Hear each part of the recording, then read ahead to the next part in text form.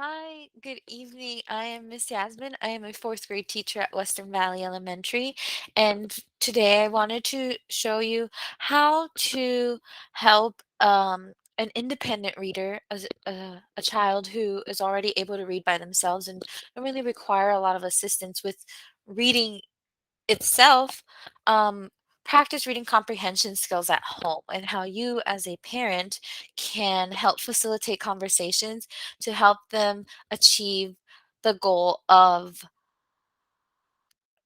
um, accessing higher knowledge within the text or accessing complex thinking.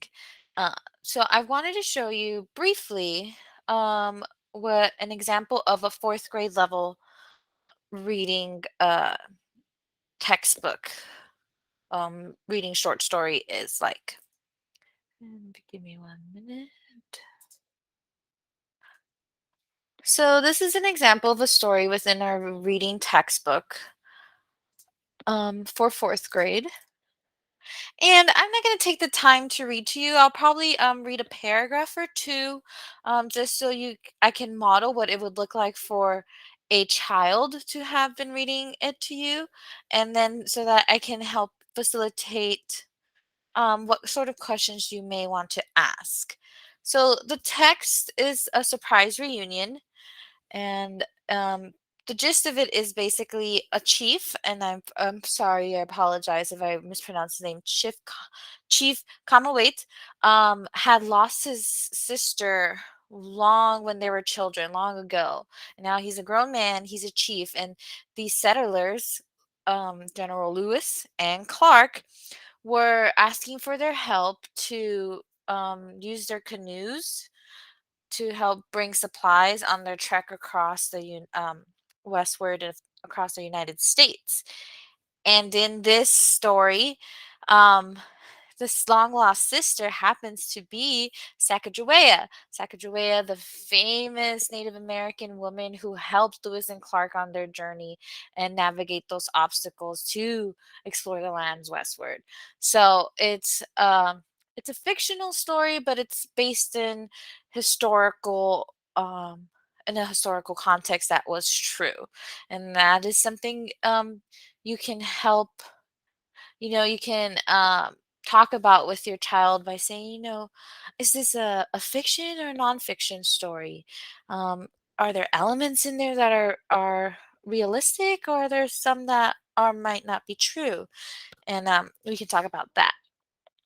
So let's just read the first two paragraphs. Chief Kamawait looked with intensity across the Shoshone camp.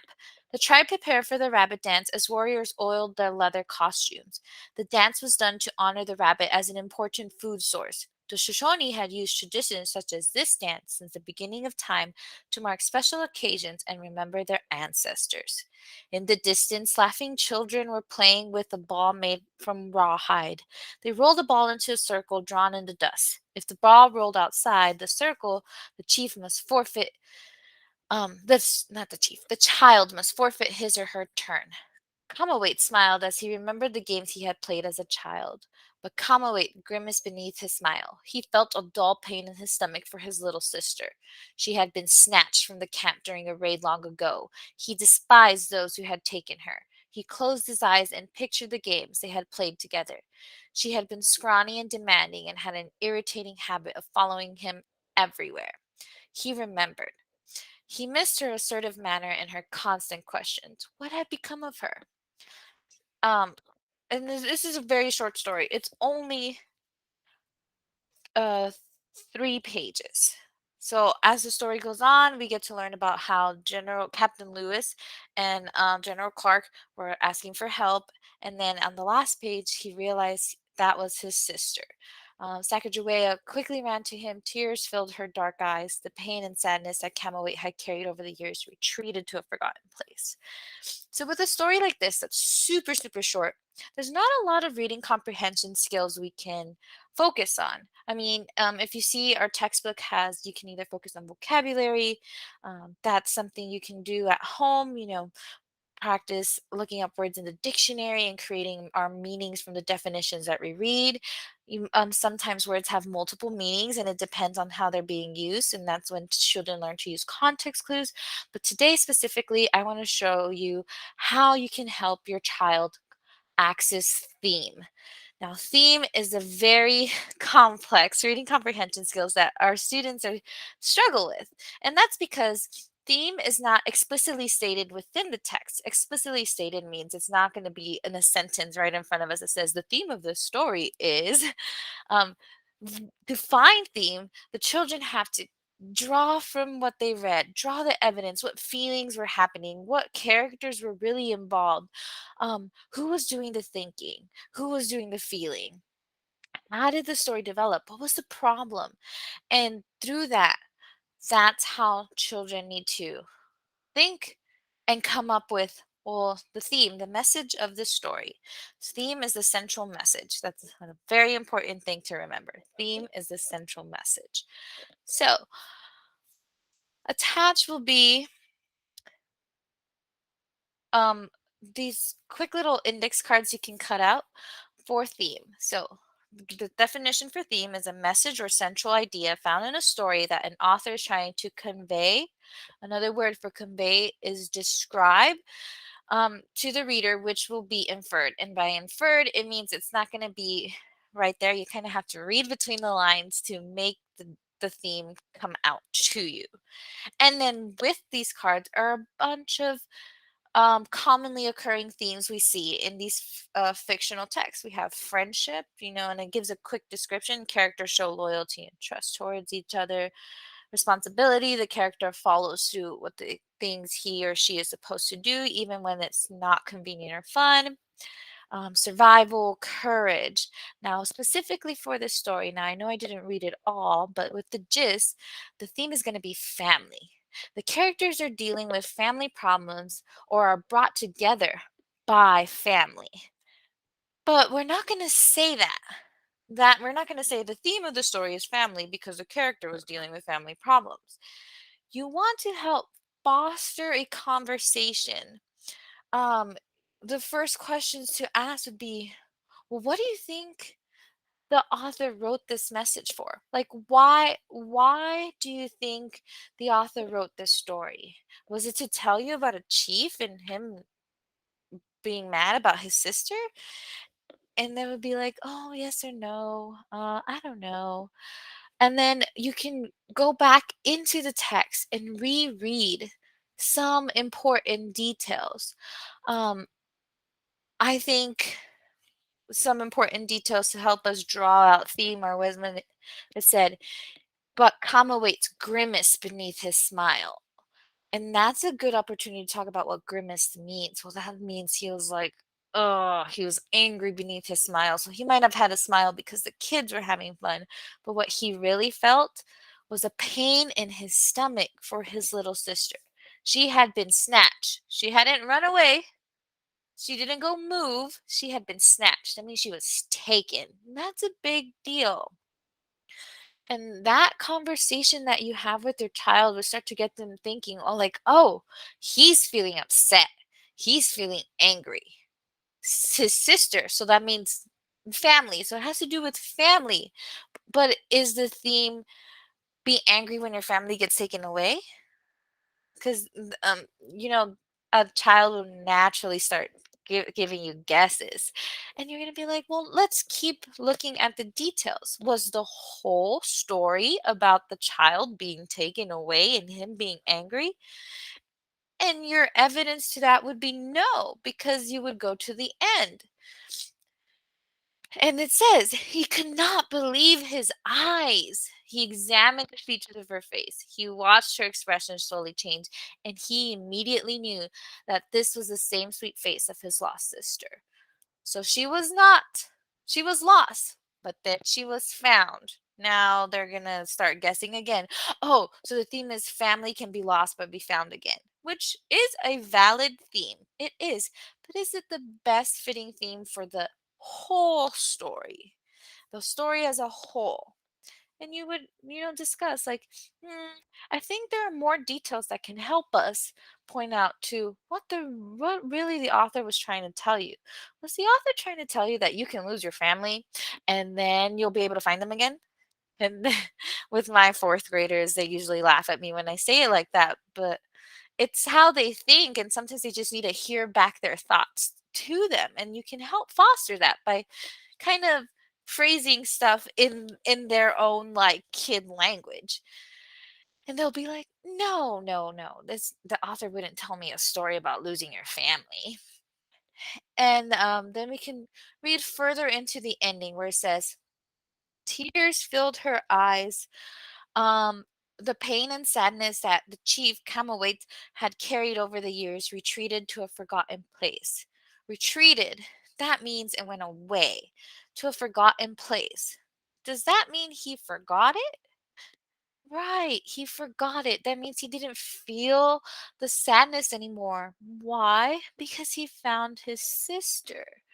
So once we just have that conversation about the details and really reading into those sentences that are in front of us, you can say, so the theme is family, but what specifically about family are you trying to say?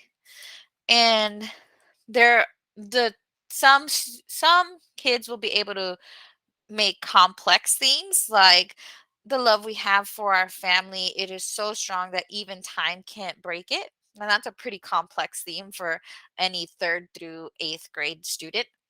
Or the theme could be simple, it'll be the same sentiment, just a simpler sentence like family is very important and forever. Both say the same thing, it's both the same theme. One is a complex sentence, one is a more complex thought, and one is a simpler sentence, but the idea is the same and they both reach the same theme conclusion.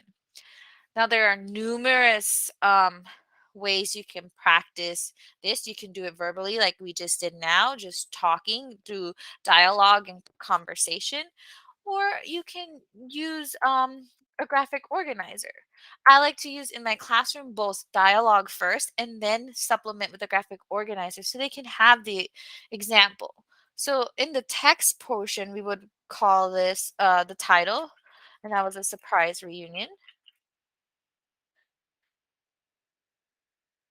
Then what are some possible themes that this is where I would put family. Family is everything. Family is very important. Family is forever. You will never forget your family. Family is ultimate love. Uh, f- there's a bunch of ways to phrase the theme that we came up with. And in our evidence, you would put the details from the text.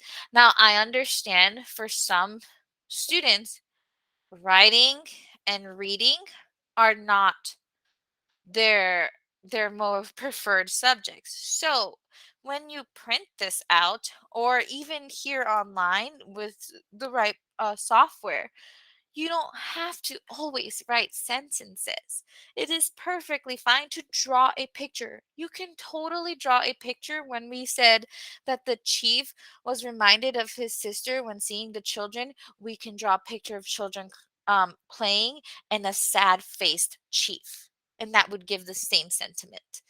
In the second box, when we said that he couldn't believe his eyes, we can draw a surprise faced chief, even some tears because he was excited that he noticed that that was his sister.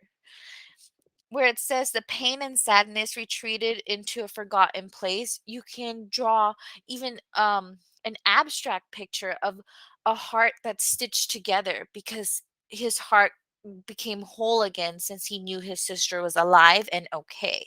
So there's a bunch of different ways to fill out a graphic organizer or even in a journal at home, have them have a reading journal to support these dialogues and conversations you're having with your child.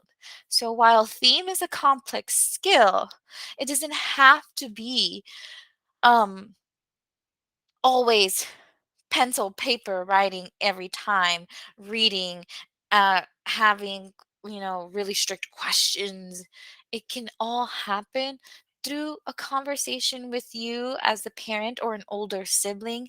It can even be a conversation that they facilitate with their younger siblings. Now, I understand that some of us have multi-generational households, which means like my fourth grader is probably the oldest sibling, and there's like a second grader and a kindergartner. The fourth grader doesn't have to read fourth grade level text. The fourth grader can read a Dr. Seuss book and still practice the skill of theme by them being the person leading the conversation and talking with their siblings. What happened at the beginning of the story? Who likes the green eggs and ham? It's Sam I am. But why does Dr. Seuss want to tell us this? Finding theme is probably the first steps in really bringing reading comprehension from the classroom into your home. And I think this would be a great way to access it. I will have these materials provided to you so you can have the theme um, index cards. You can have the theme graphic organizer so you can have a model. But remember, you don't have to use this. You can draw pictures as a family. You can paint. You can journal as a family. You can just discuss. There are just new, like 101 ways to practice reading at home, and this is just one way I would like to show you. Thank you for watching.